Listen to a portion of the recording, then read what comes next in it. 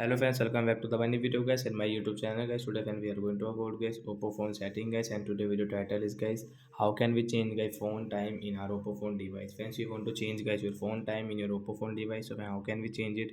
Today guys I will show you, I will tell you guys. So first of all guys, go and subscribe this channel guys, click the bell icon, like the video. Friends, open your phone setting guys. After on phone setting we will click on guys our phone system setting. So a system setting we will on it date and time guys, we will tap here. Friends, you can see time setting, I will tap here. Friends, you can see hour list and get this minute list. Friends, you want to change to guys 1 o'clock, 2 o'clock, 3 o'clock, 5. So example we will click on guys this 2 o'clock.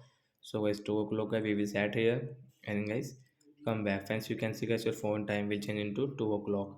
So like that guys, we can change guys phone time in Oppo phone device. So that's it guys, thanks for watching the video. I hope friends you understood how to change phone time in Oppo phone device. So bye bye guys, thanks for watching the video guys.